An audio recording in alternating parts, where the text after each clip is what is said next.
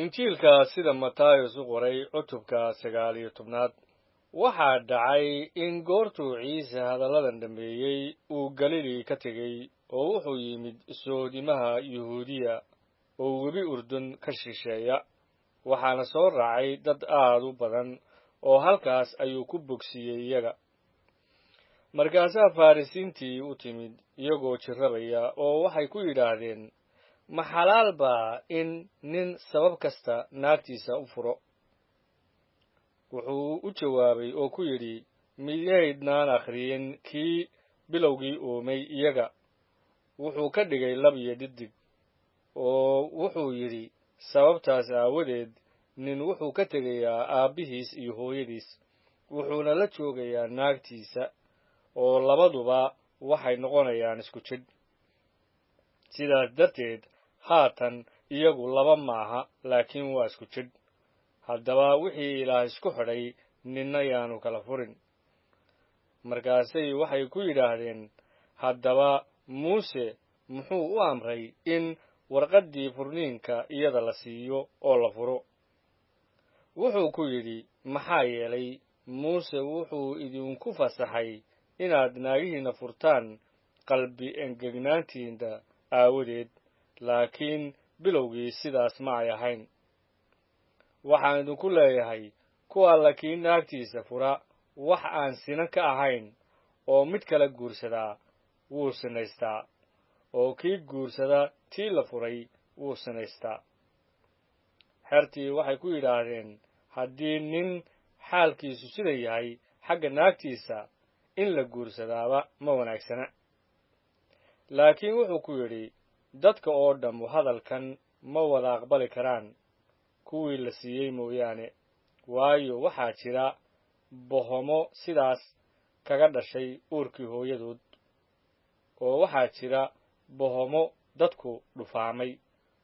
oo waxaa jira bohomo isaga dhigay bohomo boqortooyada jannada aawadeed kii hadalkan aqbali karaa ha aqbalo markaasaa ilmo yar loo keenay inuu gacantiisa saaro oo u duceeyo laakiin xertii ayaa canaanatay markaasaa Ciise wuxuu ku yidhi ilmaha daaya oo ha u diidina inay ii yimaadaan waayo kuwan oo kale ayaa ka mid ah boqortooyada jannada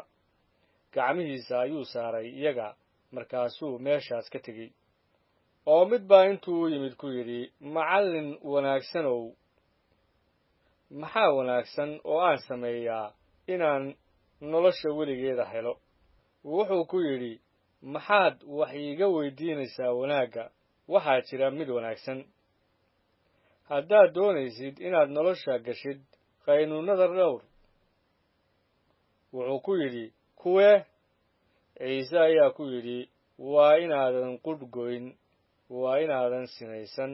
waa inaadan wax xadin waa inaadan marag beena furin aabbaha iyo hooyada maamuus oo waa inaad deriskaaga u jeclaataa sidaad naftaada u jeceshahay ninkii dhallinyarada ahaa ayaa ku yidhi kuwaas oo dhan ayaan dhowray maxaa weli dhiman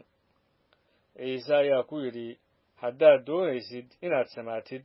tag oo iibi waxaad haysatid oo masaakiinta sii oo waxaad jannada ku lahaan doontaa maal ee kaalay oo isoo raac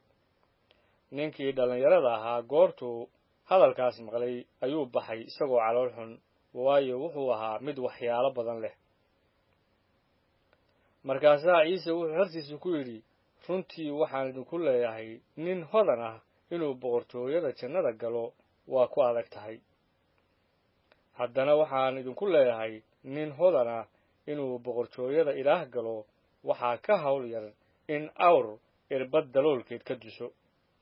xertii goortay maqleen aad bay u yaabeen oo waxay ku yidhaahdeen haddaba yaa badbaadi kara Ciise intuu eegay ayuu ku yidhi waxaanu uma suurtoobaan dadka laakiin wax walba waa u suurtoobaan Ilaah markaas Butros ayaa u jawaabay oo wuxuu ku yidhi annagu wax walba waanu ka soo wada tagnay waana ku soo raacnay maxaanu haddaba heli doonaa Ciise ayaa ku yidhi runtii waxaan idinku leeyahay kuwiinay soo raacay wakhtiga cusboonaysiintiisa goortii wiilka aadanuhu carshiga ammaantiisa ku fadhiyo idinkuna waxaad ku fadhiisan doontaan 12 carshi idinkoo xukumaya 12 qolo oo Israa'iil oo mid walba oo ka tegay guryo ama walaalo ama aabe ama hooyo ama carruur ama beero magacayga aawadiis wuxuu heli doonaa boqolaab oo wuxuu dhaxli doonaa nolosha weligeeda kuwa badan oo hore waa dambayn doonaan kuwa dambena waa horrayn doonaan